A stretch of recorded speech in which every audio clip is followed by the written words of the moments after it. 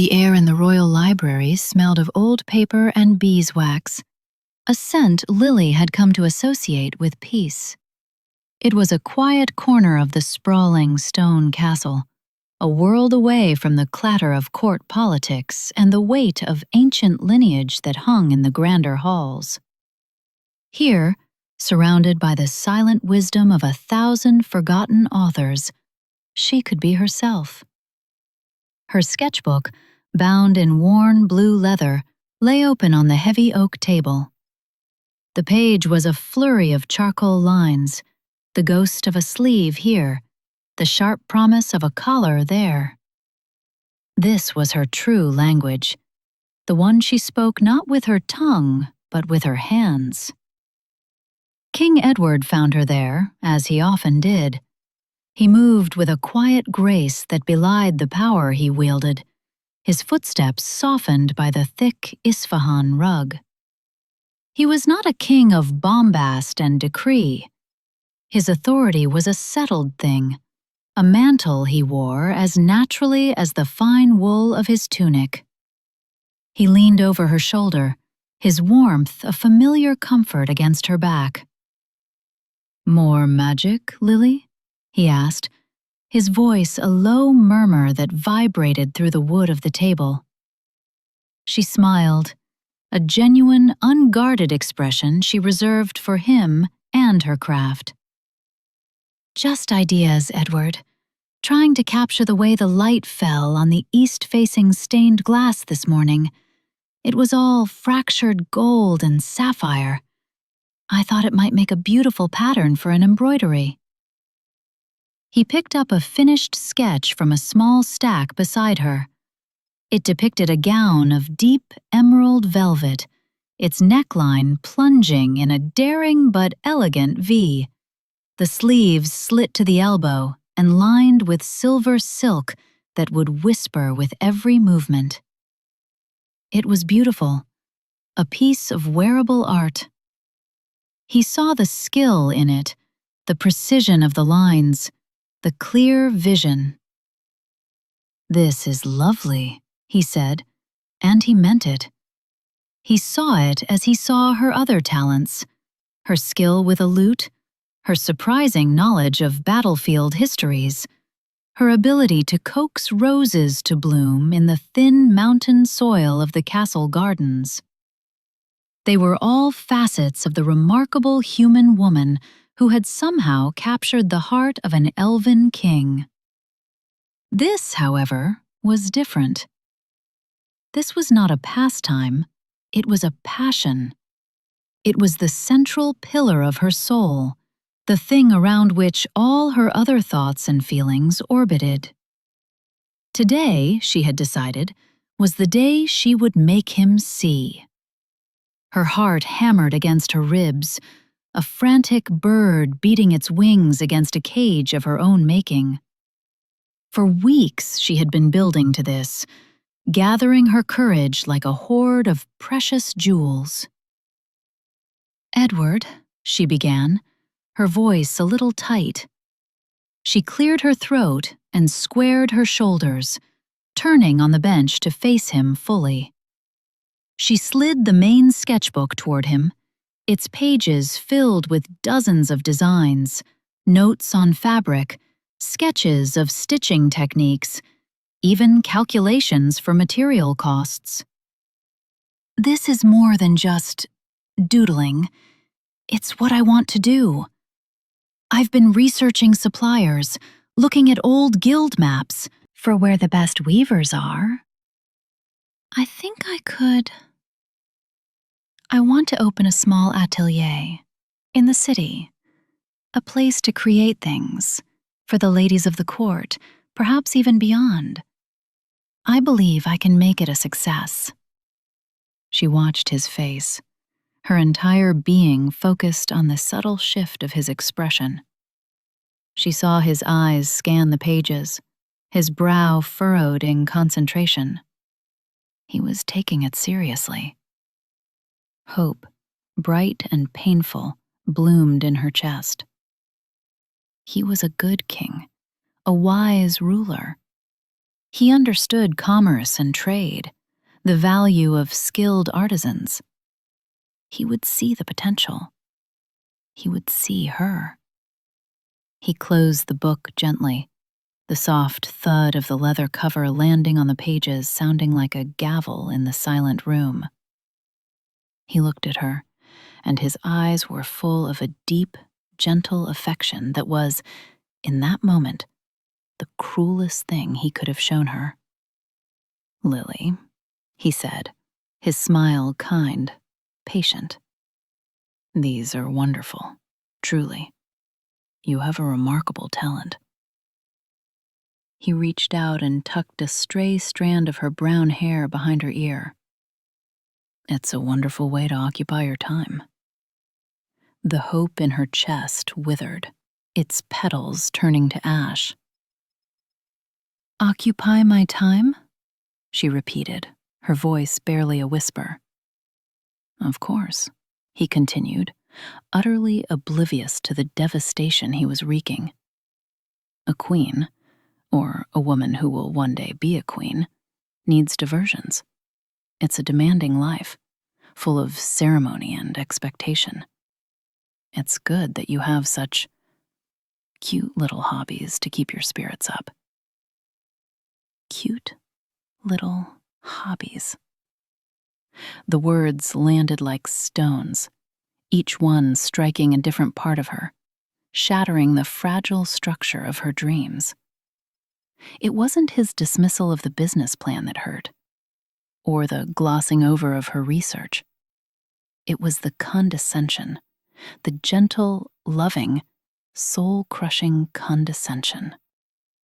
He had looked at the very heart of her, the thing she had painstakingly carved out of her own essence, and he had patted it on the head.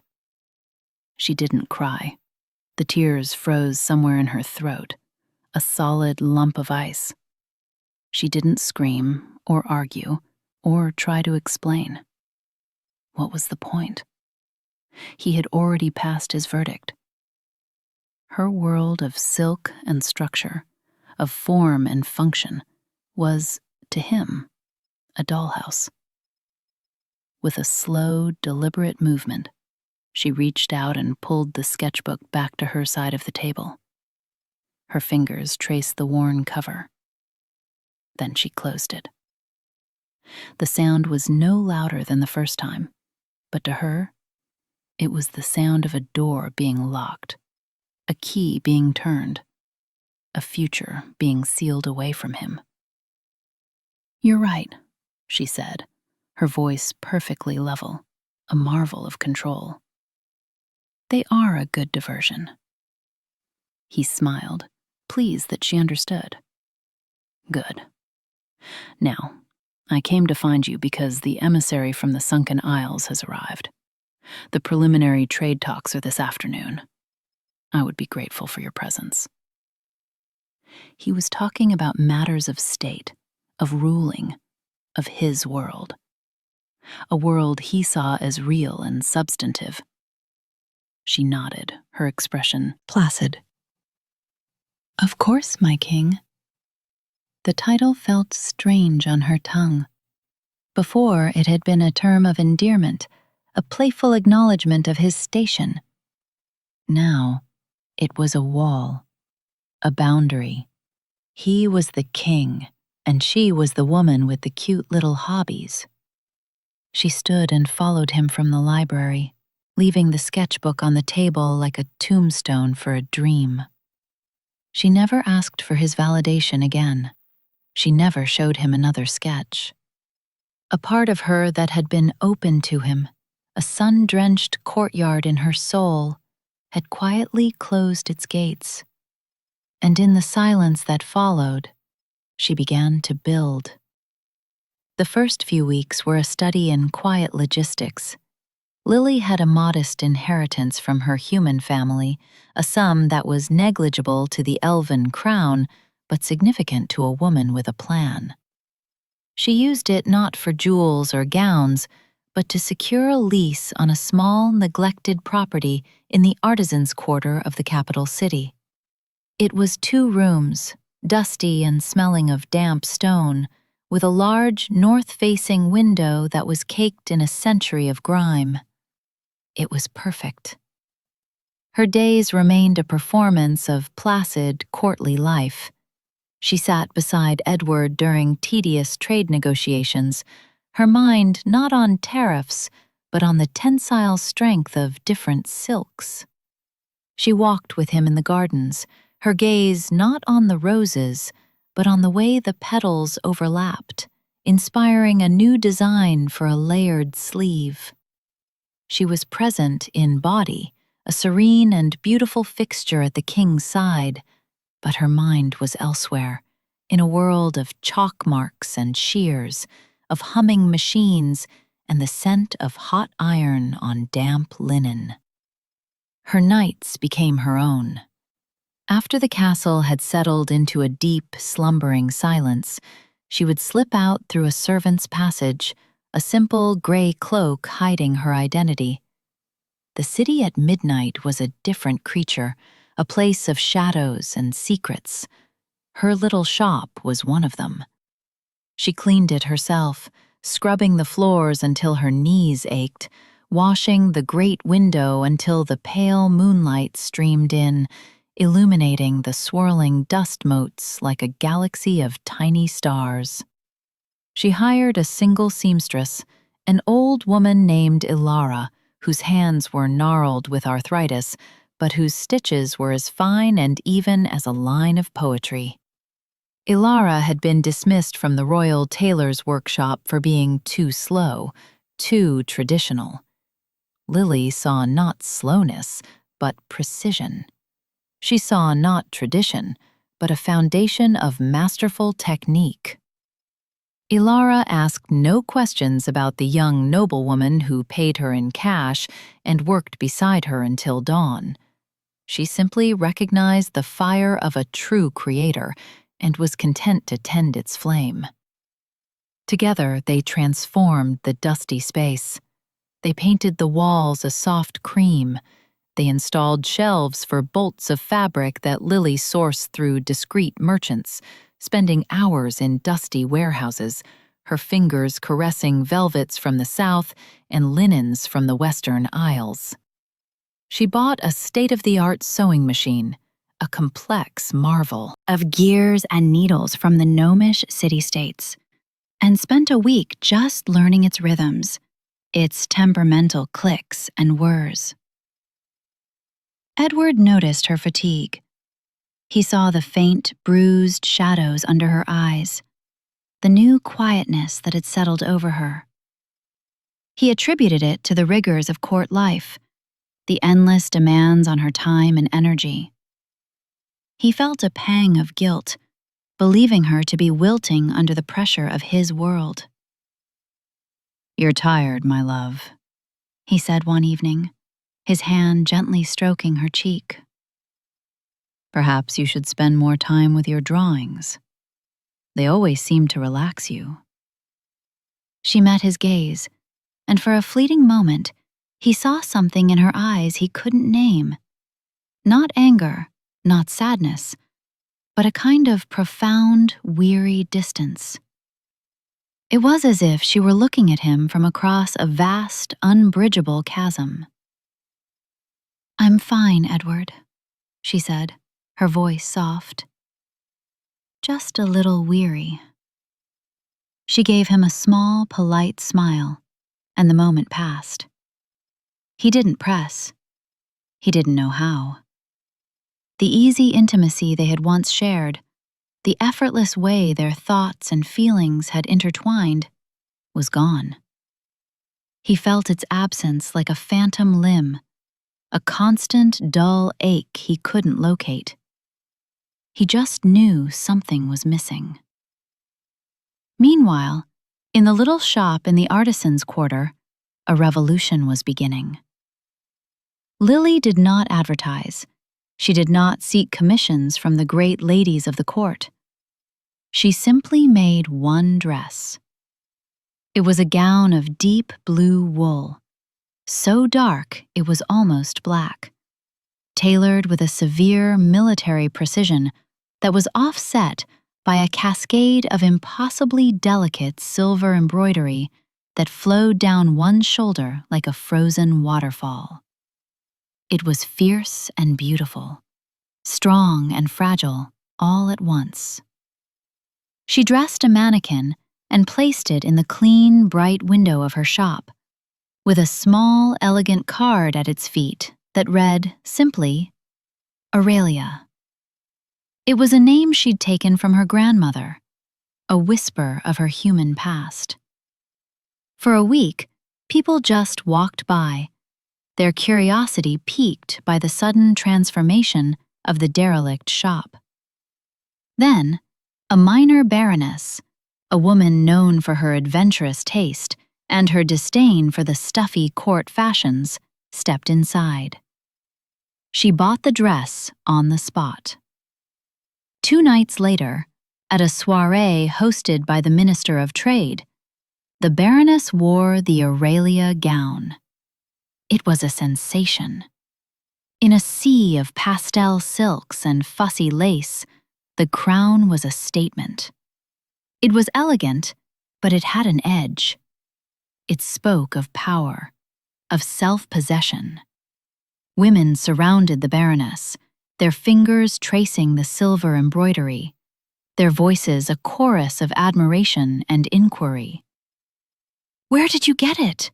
Who is the designer?" The Baroness smiled mysteriously. "A little place in the artisans' quarter. It's called Aurelia." The next day, a dozen women visited the shop. Lily had 2 more gowns ready. They were sold within the hour. The mystique grew. Aurelia was not just a dressmaker. She was an artist. Her pieces were rare, her vision singular. She took no commissions. She simply created. And what she created, the women of the city clamored to possess. She never showed her face, communicating only through Ilara, which only fueled the legend. Who was this mysterious Aurelia, who seemed to understand not just how women wanted to look, but how they wanted to feel? The buzz reached the castle, as all interesting gossip eventually did. Lily heard the ladies-in-waiting whispering about it during their needlepoint sessions. "They say she works only by moonlight. I heard she was a disgraced noblewoman from the summer court, practicing her art in exile. My cousin waited 3 hours just to see if a new piece had been put in the window. It hadn't." Lily would listen, her own needle moving with steady, even stitches, a small, secret smile playing on her lips. She felt a quiet, satisfying hum of power. It was hers. She had made it. It had nothing to do with the king, with his approval or his resources. It was built from her own sleepless nights, her own savings, her own 2 hands. Edward, too, heard the whispers. He was a king. He paid attention to the currents of his city. The name Aurelia was spoken with a kind of reverence he usually associated with master painters or poets. It was a matter of cultural significance, and he was curious. "This designer," he said one evening to his chief advisor, a wizened elf named Valerius. "Aurelia, what do we know of her?" Valerius stroked his long silver beard. "Very little, my king, which is, it seems, the source of her appeal. Her work is transformative. The women who wear her designs carry themselves differently. There is a confidence, an authority to the clothing that seems to be imparted to the wearer. She is not merely following trends. She is creating a new visual language for the modern woman of the court." Edward was intrigued. He had always believed that clothing was a part of statecraft: uniforms for soldiers, regalia for ceremonies, gowns that projected the wealth and stability of his kingdom. He had never considered it an art form capable of imparting confidence. He thought of Lily's sketches, the passion in her eyes when she had described them. A flicker of something uncomfortable, something he refused to name as shame, stirred within him. The announcement of Aurelia's first formal runway show sent a shockwave through the capital's elite. The invitations were the most coveted items in the city. They were delivered by courier, simple cards of thick cream-colored paper with the name Aurelia embossed in gold. No one knew how the guest list was chosen. It seemed arbitrary, a mix of high nobility, wealthy merchants, influential artists, and even a few respected academics. Lily, of course, did not receive one at the castle. But one was delivered to Edward. He had no intention of going. It seemed frivolous, a distraction from the weighty matters of a border dispute with the mountain clans. But then he saw the way the women of the court spoke of it, their eyes bright with anticipation. He saw the genuine excitement, the hunger for something new, something that spoke to them. He realized this was not just a fashion show. It was a significant cultural event happening in the heart of his kingdom. And he, the king, was utterly ignorant of its creator. A sense of disconnection washed over him. He felt like a stranger in his own city. On the night of the show, he changed his mind. He told his guards he was retiring early, then donned a simple, dark cloak with a deep hood. He slipped out of the castle, not as a king, but as an anonymous observer. He wanted to see this phenomenon for himself, to understand the source of all this excitement without the filter of his royal station. The venue was an old, decommissioned mint, its high, vaulted ceilings and stark stone walls scrubbed clean. Simple wooden benches were arranged on either side of a raised runway, and the space was lit by hundreds of bare, glowing lanterns that cast a warm, dramatic light. The air was electric with anticipation. Edward found a place to stand in the deep shadows behind the last row of benches, his hood pulled low. He felt a strange thrill, the frisson of being an unseen observer. The show began. There was no herald, no grand pronouncements. The lanterns simply dimmed, and a single, haunting melody from a lone cello filled the cavernous space. Then, the first model walked out. Edward caught his breath. It was unlike anything he had seen at court. The garment was a coat of some heavy, dark gray material, cut with the sharp precision of a military uniform. But it was unadorned, its beauty lying entirely in its structure, the way it moved with the woman wearing it. It was powerful, austere, and achingly beautiful. One by one they came. A dress of pale, raw silk that seemed to float, untethered to the body beneath. Trousers, sharply tailored and worn with a soft, flowing tunic, a radical departure for the women of his court. A gown the color of burnt orange, its fabric gathered in 1,000 tiny, intricate pleats. Each piece was a revelation. This was not clothing. This was armor. This was art. This was a statement. Valerius was right. The women wearing these clothes looked transformed. They looked strong, graceful, and utterly, unapologetically themselves. He understood then what Lily had been trying to tell him. He saw the vision, the artistry, the sheer, breathtaking intelligence behind the designs.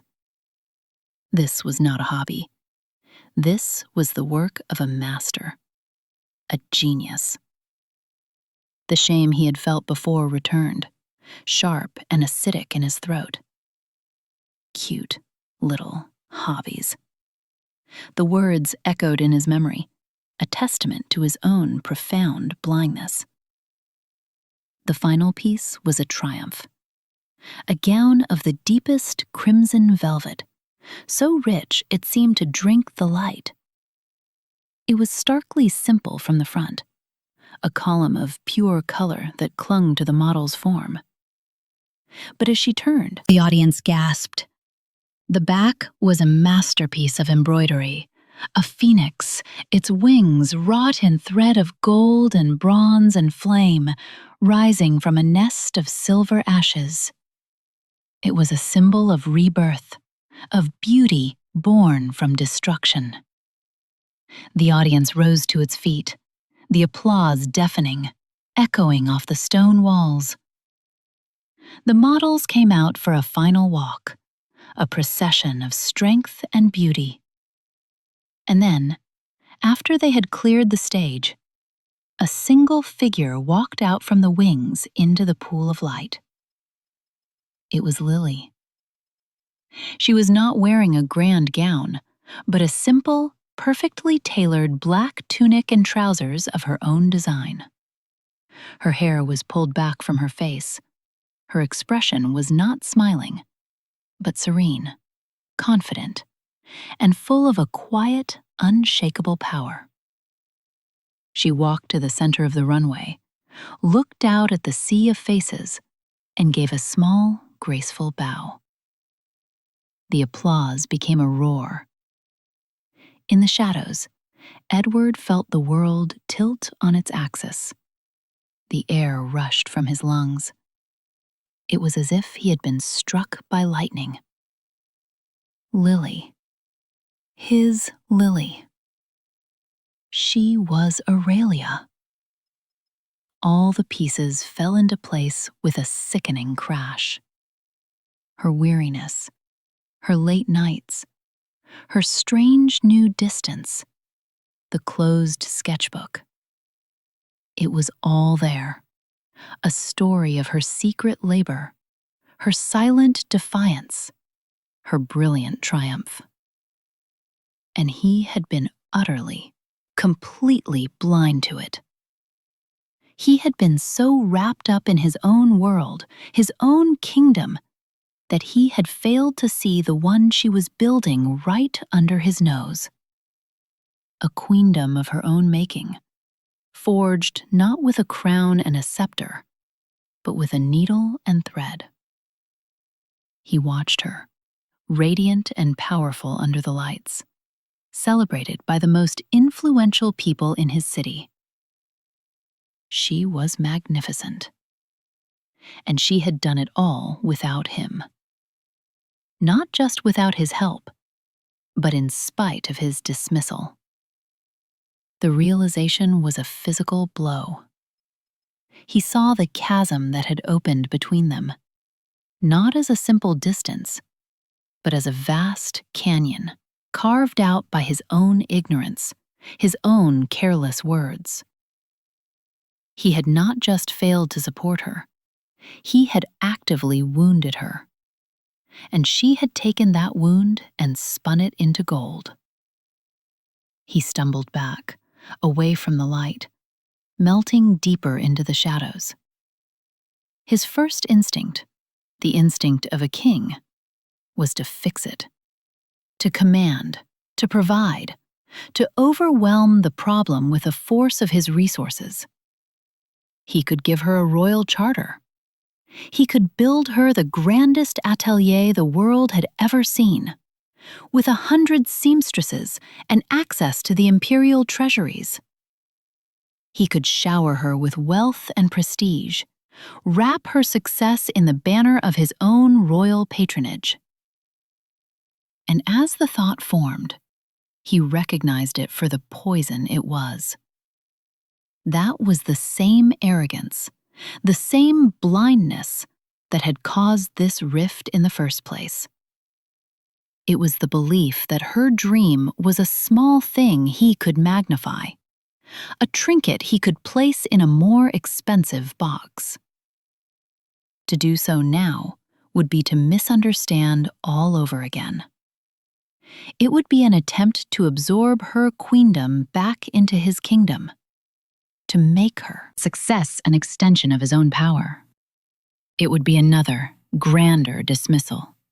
He slipped out of the Old Mint before the crowds began to disperse, his heart a cold, heavy stone in his chest.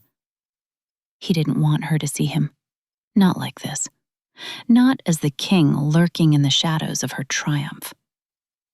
He walked the city streets for hours, the cool night air doing nothing to quell the fire of his shame. He saw his kingdom with new eyes. He saw the women in their fine, stuffy court gowns, and he saw the future in the confident stride of the Baroness in her Aurelia coat.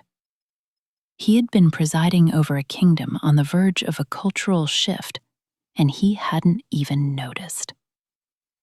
Lily had not just been making dresses. She had been giving voice to a silent, collective yearning for change. By the time the first gray light of dawn touched the spires of the castle, he knew what he had to do. It was the only thing he could do. It was not an act of power, but an act of surrender. The next afternoon, a royal page, dressed in simple livery, entered the Aurelia atelier. The shop was quiet, the remnants of the previous night's success visible in the stray threads on the floor and the empty bolts of fabric leaning against a wall. Alara was at the counter, carefully folding a length of silk. "Good day," the page said, his voice hushed with a kind of reverence for the space. "I am here to book an appointment for a new client, for a fitting, a gentleman's suit." Alara raised a skeptical eyebrow.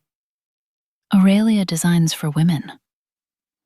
"The client is aware," the page said smoothly. "He is a great admirer of the designer's structural technique and believes her vision could be applied to men's tailoring. He is prepared to pay double the usual commission for the consideration." Alara paused. She looked toward the back room, where Lily was sketching furiously, a torrent of new ideas unleashed by the show. "What is the name?" she asked. The page hesitated for a fraction of a second. "Mr. E. Windsor." Lily agreed. The challenge intrigued her. She had never designed for a man, but the principles of structure, form, and movement were universal. And the fee would be enough to secure the lease on the shop for another year, and purchase a new loom she had her eye on.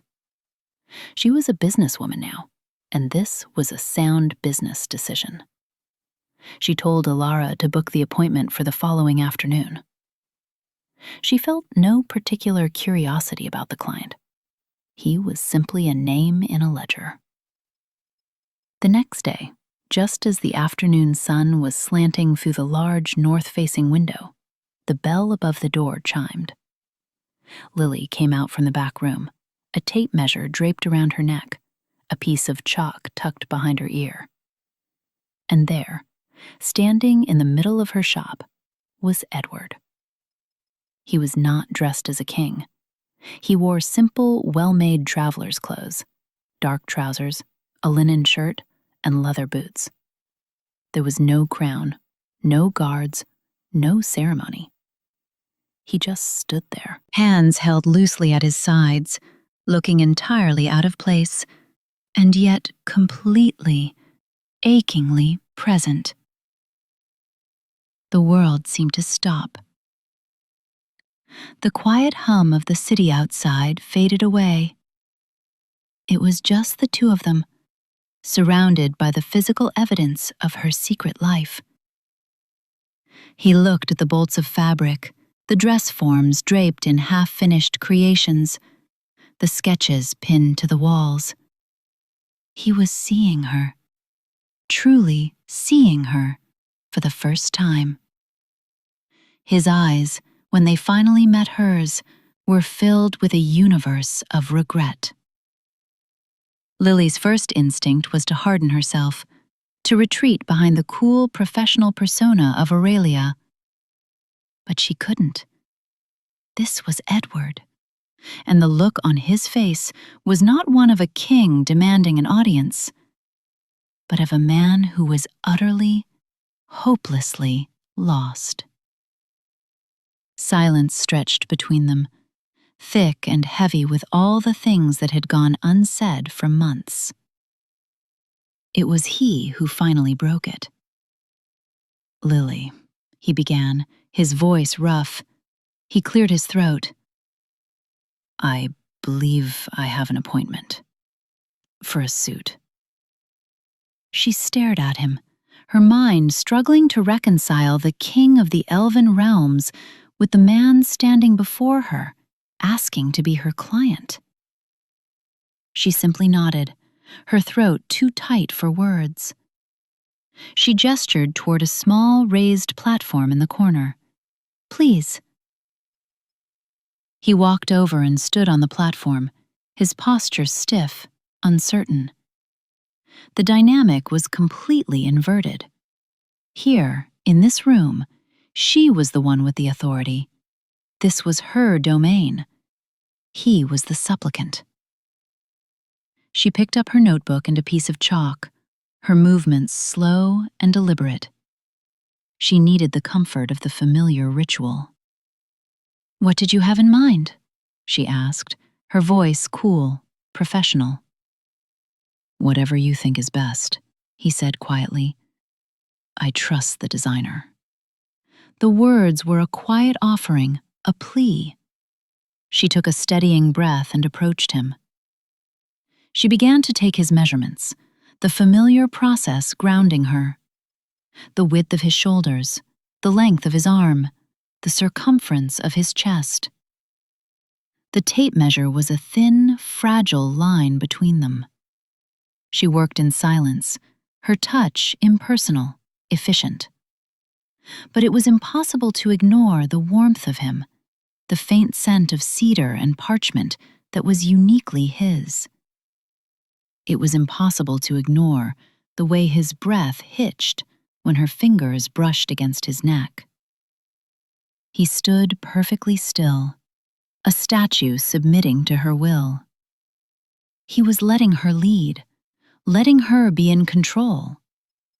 It was a gesture so contrary to his nature, so profound in its humility, that it began to chip away at the wall she had built around her heart. When she was finished, she stepped back, her notebook filled with numbers. Still, he didn't speak. He just watched her, his heart in his eyes. "Why are you here, Edward?" she finally asked, the question soft but direct. "I saw the show," he said, his voice barely a whisper. "I was there, in the back. Lily, it was magnificent. You were magnificent." She said nothing, just held his gaze. "I came here," he continued, his voice cracking with an emotion he could no longer contain, "to apologize. And I knew that words spoken in the castle would be meaningless. They would be the words of a king, and the man who needs to apologize is not a king. He is just a fool, a blind, arrogant fool." He took a step off the platform, closing the small distance between them. "When you showed me your sketches, your dreams, I didn't see them. I didn't see you. I saw a pastime, a diversion. I diminished you. I diminished your art. And in doing so, I broke something between us, something precious." Tears were shimmering in his eyes, unshed. He made no move to hide them. "That night, watching you on that stage, I finally understood. You don't need a king. You don't need my permission or my resources or my crown. You built this entire world with your own two hands, in silence, while I remained completely oblivious. You built a queendom, Lily, and it is more beautiful than any kingdom I have ever known." He reached out, not to touch her, but as if to show his hands were empty. "I don't want to save you. I don't want to give you a bigger studio or make you the royal designer. That would be the same mistake all over again. I am here to ask if you would let me support you, not as a king bestowing favor, but as a partner, as the man who loves you and is in awe of what you have created. I want to learn your world. I want to see it through your eyes, if you will let me." His raw vulnerability was more powerful than any royal decree. He was stripping himself of his crown, his title, his power, and offering her only the truth of his heart. She saw the genuine respect in his gaze, the profound shame, the desperate, hoping love. The ice in her throat, the frozen lump of unshed tears that had been there for months, finally began to melt. A single, hot tear traced a path down her cheek. She didn't wipe it away. "When I was a girl," she said, her voice thick with emotion, "my grandmother taught me to sew. She said the strength of a garment isn't in the fabric, but in the stitches. A weak stitch will always pull, and eventually the whole thing will unravel, no matter how beautiful the cloth." She looked at him, her eyes clear and searching. "Our stitches were weak, Edward." "Then let me learn to sew," he said, his voice raw with sincerity. "Let me help you mend it. I will hold the pins. I will sweep the floors. I will do whatever you need. Just let me be a part of your world again." She looked around her shop, at the light streaming through the window, at the beautiful chaos of creation. This was her sanctuary, the place she had built from her own pain and determination. It was strong enough, she realizing, to let him in. He was not a threat to it. He was just a man, humbled and hoping. She gave a slow, deliberate nod. "All right, Edward," she said softly. "All right." The relief that washed over his face was so immense it was almost painful to watch. He didn't rush to embrace her. He simply stood there, letting the moment settle. A silent agreement passing between them. A new beginning. The dynamic of their world shifted on its axis that day. In the grand halls of the castle, in the throne room with its heavy tapestries and gilded ceilings, he was King Edward, and she was his brilliant, celebrated partner. She advised him, not just on matters of state, but on culture, on art, on the quiet, powerful currents that truly shaped the kingdom.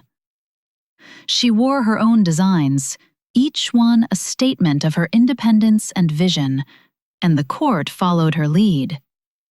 The stuffy, restrictive fashions of the past gave way to a new era of elegance and strength.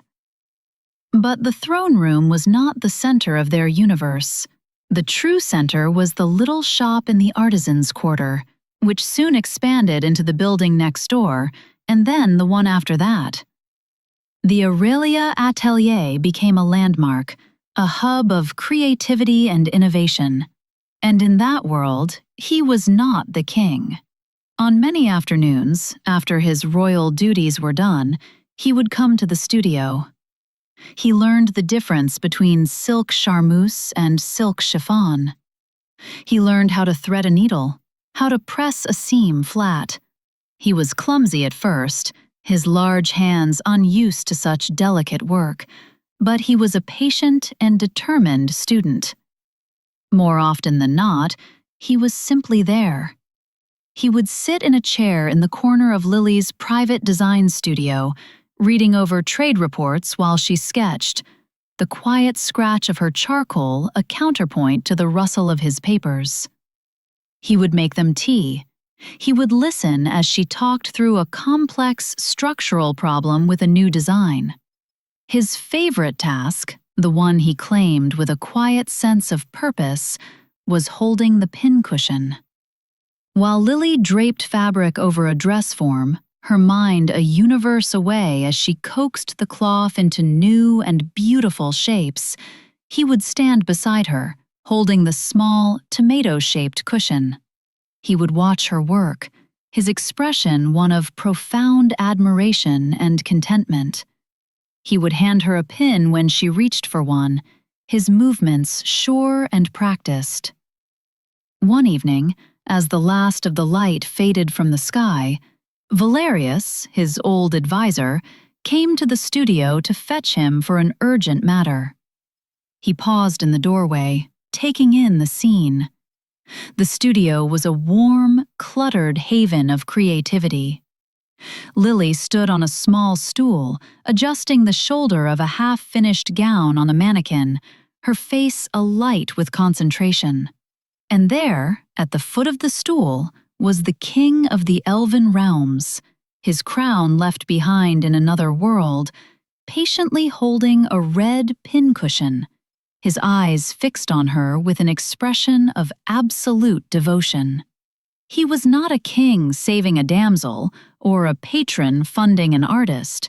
He was simply a man, happy to hold the pins, content to exist in the